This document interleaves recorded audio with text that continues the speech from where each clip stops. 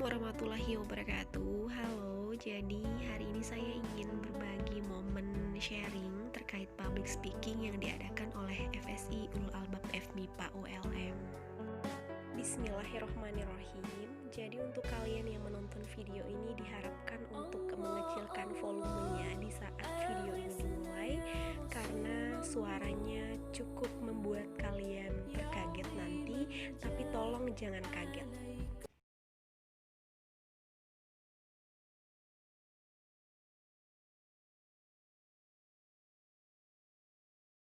Masuk ke public speaking. Nah, di sini kita memahami apa sih public speaking itu gitu. Jadi, public speaking ini adalah bentuk komunikasi berupa penyampaian ide atau gagasan, di mana seorang pembicara menghadapi pendengar dalam jumlah yang relatif besar. Jadi artinya public speaking ini merupakan salah satu bentuk dari komunikasi antara satu orang pembicara dengan audiensnya, yang biasanya itu dalam jumlah atau relatif besar ya. Ada kata-kata, are you ready to be a public speaker? Oke, sekali lagi saya minta buat teman-teman semua nyalakan mic. Di saat saya katakan, are you ready to be a public speaker? Kalian jawab bareng-bareng, ready. Bisa? Bisa ya? Bisa, Kak. Bisa, Kak. Gimana? Bisa, Silakan mic ya. Bisa, Kak. Siap ya? Oke. Beberapa sudah nyalakan mic, yang lain juga nyalakan mic. Lagi ya, are you ready to be a public speaker? Ready. Saya siap, saya bisa, dan saya mampu gitu menjadi seorang public speaker. Oke, next slide selanjutnya ini salah satu contoh juga public speaker ya. Nah, ini berita yang masih hangat atau isu yang masih begitu hangat ya di telinga kita, apalagi sebagai mahasiswa sekarang. Ini salah satu bentuk public speaker. Artinya, seseorang yang mengemukakan pendapatnya, gagasan, saran, kritik terhadap orang lain gitu. Artinya itu sebuah contoh public speaking. Dan jadilah seperti contoh berikut ini. Tolong panitia bisa diinikan videonya. Ada salah satu contoh public speaker juga. Kita play video pendek ya. Ada video singkat. Mungkin teman-teman yang ada buka Instagram sempat nonton. Ini beredar luas juga. Nanti kita tonton bersama. Karena menonton bersama lebih asik. Oke ya. Oke. Dan meminta agar tunda pembahasan terkait pengambilan keputusan rancangan undang-undang cipta kerja ini. Mengapa ini terburu-buru pimpinan? Rakyat di luar bertanya-tanya, kawan-kawan di ruangan ini. Jangan sampai ruangan ini menjadi artinya undang-undang ini berpotensi menjelaskan. Baik, terima kasih. Pimpinan, Bu. Undang-undang ini memperparah kerusakan lingkungan, kemudian menghilangkan kewenangan kami di daerah, menghilangkan hak rakyat kecil. Kawan-kawan, kalau mau dihargai, tolong menghormati. Baik, Bapak Ibu sekalian, teman-teman, bahwa pembahasan. Jadi kadang kendala seseorang menjadi seorang public speaker atau berbicara di depan umum, takut akan penolakan. Takut salah, takut tidak diterima, takut dikritik. Ini salah satu contoh public speaking. Tujuan dari public speaking, yang pertama, menyampaikan informasi kepada audiens. Kemudian menghibur audiens, mempengaruhi audiens. Jadi, menjadi seorang public speaking, tentunya kita berbicara atau berkomunikasi itu tujuannya untuk menyampaikan informasi gitu. Kemudian, selain kita menyampaikan informasi, juga bisa sifatnya itu menghibur atau dalam bentuk hal lainnya. Artinya public speaking ini cakupannya cukup luas ya, termasuk seperti contohnya kita tadi sekedar mengemukakan pendapat atau hanya sekedar curhat dengan teman kita, itu sebuah public speaking sebenarnya.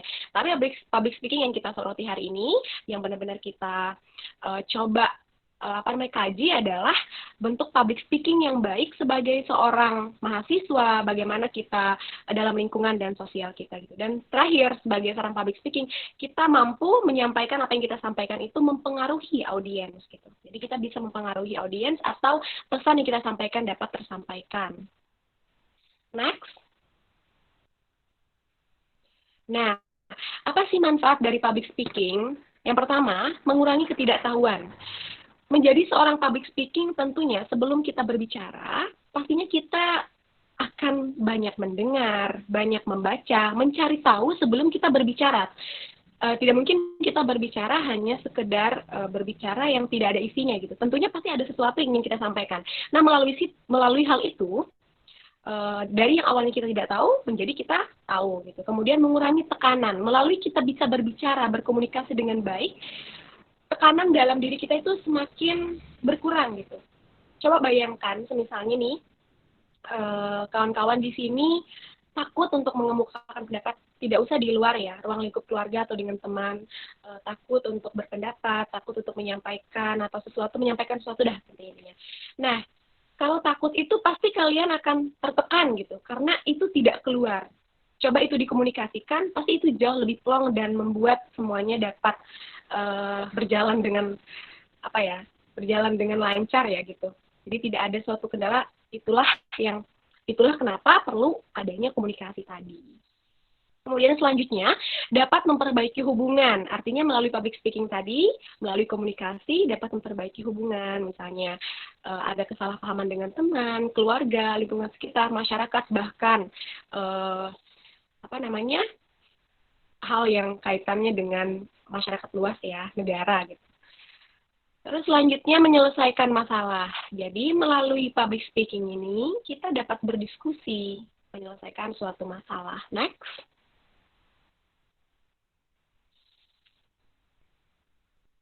Iya. Nah, faktanya yang kita ketahui bahwa tidak ada seorang pun yang melahirkan seorang speaker. Artinya, misalnya kita ambil contoh Rasulullah ya. Beliau dilahirkan memang menjadi seorang rasul gitu. Tapi seorang speaker tidak ada ditakdirkan menjadi speaker. Itu tidak ada. Jadi, tidak ada orang dari dalam kandungan, ini anak saya ditakdirkan jadi speaker. Jadi seorang speaker atau seorang pembicara itu tidak ada ditakdirkan dari dalam rahim, atau tidak ada seseorang yang melahirkan seorang speaker lah gitu. Nah, jadi faktor membentuk speaker tadi pertama bakat ya. Bakat itu maksudnya mungkin terlihat yang ya dari kecil tadi dia mungkin aktif atau bagaimana gitu. Dan yang paling yang menjadi penentu itu lingkungan yang kondusif dan juga proses belajar dan berlatih tadi. Lingkungan yang kondusif misalnya teman-teman mahasiswa ya, sekarang dari yang saya lihat datanya itu di sini banyak peserta mahasiswa gitu. Angkatan 2020 nih khususnya yang baru, 2019, 2018 juga termasuk 2017. Lingkungan yang kondusif itu misalnya kalian berada di lingkungan atau teman-teman organisasi, kemudian sebuah komunitas. Di sana pasti ada musyawarah, ada suatu program kerja, ada diskusi dan sebagainya. Lingkungan inilah yang bisa mendukung kalian menjadi seorang speaker. Itulah mengapa di PKKMB biasanya nih untuk mahasiswa baru perlu kalian mengenal organisasi kampus itu. Kenapa sebenarnya? Karena dari sanalah kalian bisa mendapatkan pengalaman dan menciptakan atau membentuk personal branding ya. Karena berada di organisasi, mau tidak mau, kalian dituntut harus berbicara, menyampaikan pendapat, paling tidak pemikiran, kontribusi pemikiran dan juga tenaga.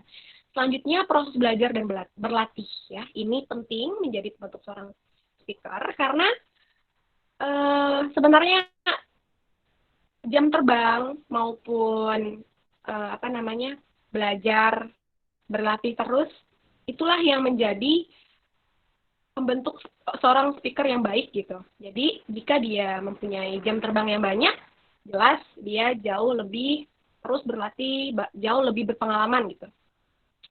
Oke, masalah dalam public speaking ini tadi ya, cemas, nervous, takut penolakan, takut tidak diterima, takut dikritik, takut ada yang marah. Kemudian masalah dalam public speaking lainnya itu tekniknya yang salah. Tekniknya masih belum dimaksimalkan, teknik public speaking. Jadi teknik public speaking itu apa aja sih, nanti kita lihat ya. Dan selanjutnya penguasaan materi. Jadi perlu penguasaan materi selama kita berbicara. Apa sih yang ingin kita sampaikan, itu perlu gitu. Kita perlu menguasai apa yang ingin kita sampaikan kepada audiens, kepada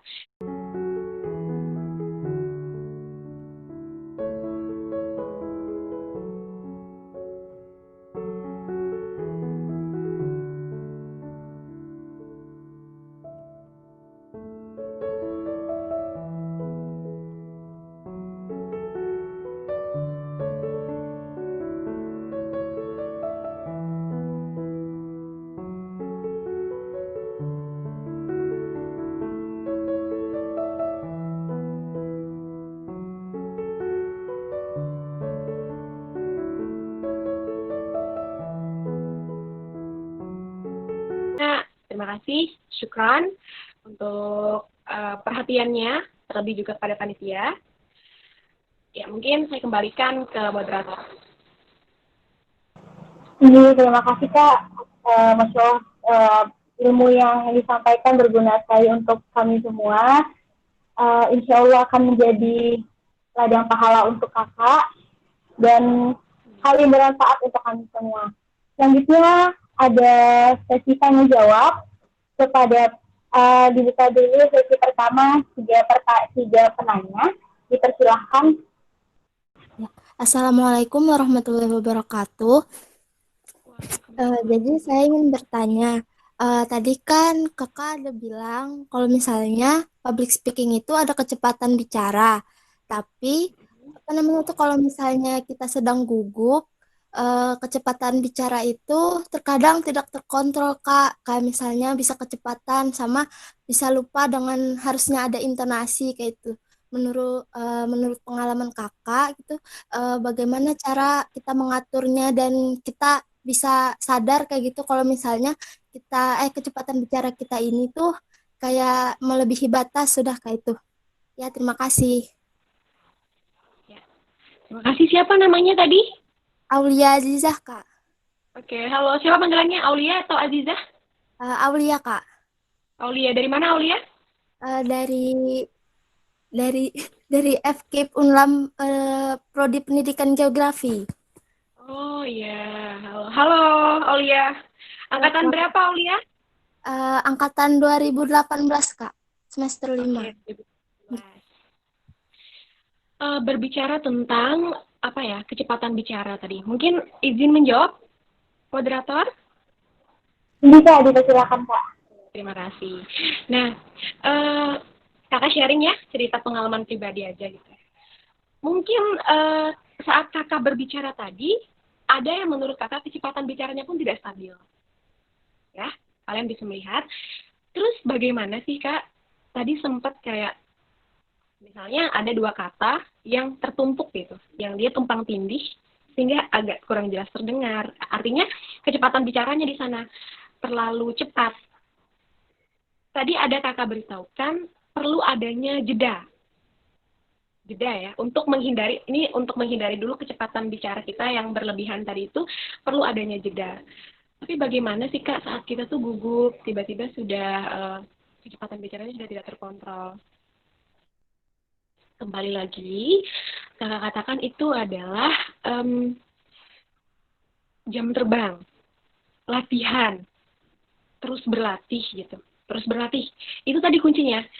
Tapi misalnya pengalaman pertama misalnya beberapa kali ini Kak merasakan masih kurang ini. Kakak pribadi masih kok merasakan kecil. Tapi gimana cara manage-nya? Yang pertama itu kita tetap tenang. Ya, tetap tenang. Misalnya kakak berbagi cerita saat kakak MC deh ya. MC itu lebih enak biasanya, sama-sama enak ya, formal ataupun informal. Formal itu karena kita ada teks. Kalau informal kita bisa plesetin. Misalnya, kakak agak salah ngomong, itu bisa kita buat itu jadi jadi lelucon untuk menghibur gitu. Jadi kita bisa memanage kalau itu sifatnya informal ya. Kalau itu sifatnya formal, kadang misalnya begini, kakak berikan contoh ya, saya berikan contoh kepada bapak. stop ya, jeda, karena misalnya ada yang salah aja dari redaksinya kepada Bapak, ya mohon maaf, kita bisa mengulang, yang penting kita kasih jeda sedikit kalau memang kita ada salah. Kalau memang kesalahan itu tidak terlalu kentara, tidak usah mengucapkan maaf gitu. Yang pasti adalah manajemen langsung diri kita. Tenang. Yang penting kitanya tetap tenang. Intinya menciptakan tenang dalam diri kita itu sendiri sebenarnya. Kalau kitanya sendiri yang sudah mulai aduh aku gimana ya, ini aku salah segala macam, itu akan memperburuk situasi. Jadi kita bikin diri kita tenang.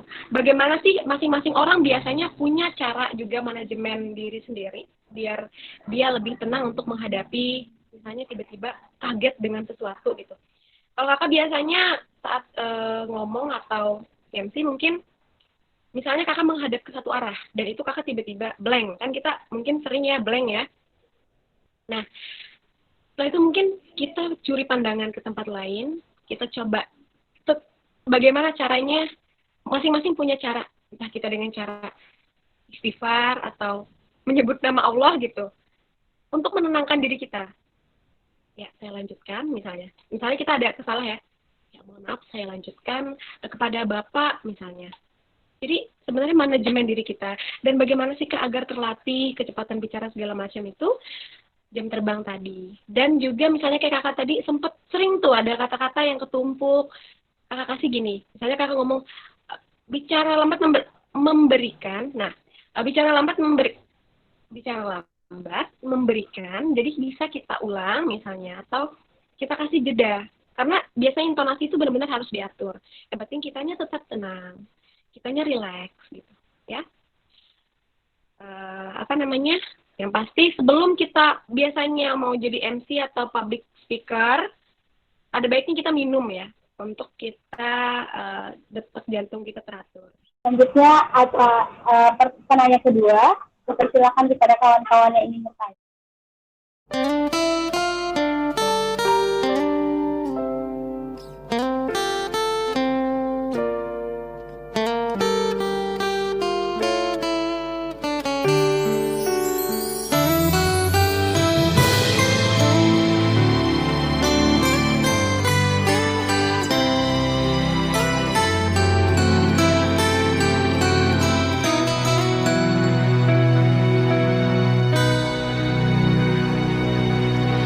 Keagungan yang terpancar darimu, muslimah, ketegasan jiwamu bak perisai nan indah.